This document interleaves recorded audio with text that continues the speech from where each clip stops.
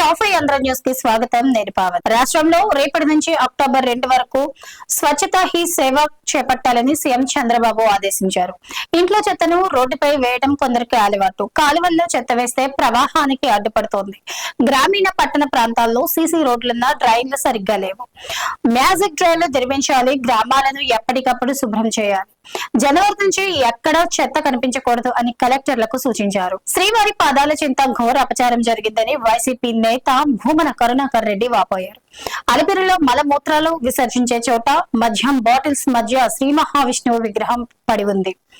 భక్తుల మనోభావాలు దెబ్బతినేలా హైందవ ధర్మానికి తూట్లు పొడిచేలా టీటీడీ తీరు ఉంది.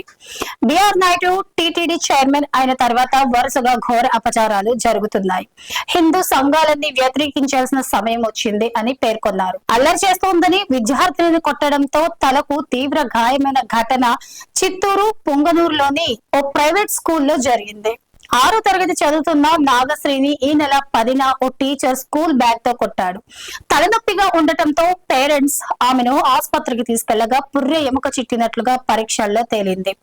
దీంతో స్కూల్ యాజమాన్యంపై చర్యలు తీసుకోవాలని వారు పోలీసులకు ఫిర్యాదు చేశారు. రాష్ట్రంలోని పలు జిల్లాల్లో భారీ వర్షాలు కురుస్తున్నాయి. శ్రీకాకుళం, అనకాపల్లి, కోనసీమ, కాకినాడ, పశ్చిమ గోదావరి, ఏలూరు జిల్లాల్లో కుండపోత వాన పడుతోంది. దీనికి ప్రజలు ఇళ్ల నుంచి బయటకు రాలేక ఇబ్బందులు పడుతున్నారు. లోతట్టు ప్రాంతాలు జలమయం కావడంతో పలు చోట్ల విద్యుత్ సరఫరాకు అంతరాయం ఏర్పడింది. ఉత్తరాంధ్రలోని మిగతా ఏరియాల్లో ముసురు వాతావరణం నెలకొంది. వయసు సంబంధం లేకుండా గుండెపోటు మరణాలు చోటు చేసుకుంటున్నాయి.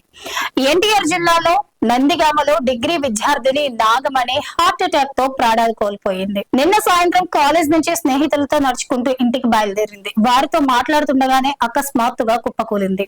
వెంటనే ఆసుపత్రికి తరలించగా అప్పటికే ఆమె చనిపోయిందని వైద్యులు తెలిపారు. మరణానికి గుండెపోటే కారణమని పేర్కొన్నారు. ఇది వాటి టాప్ 5 ఆంధ్ర న్యూస్. రేపటి టాప్ 5 ఆంధ్ర న్యూస్ లో మళ్ళీ కలుద్దాం.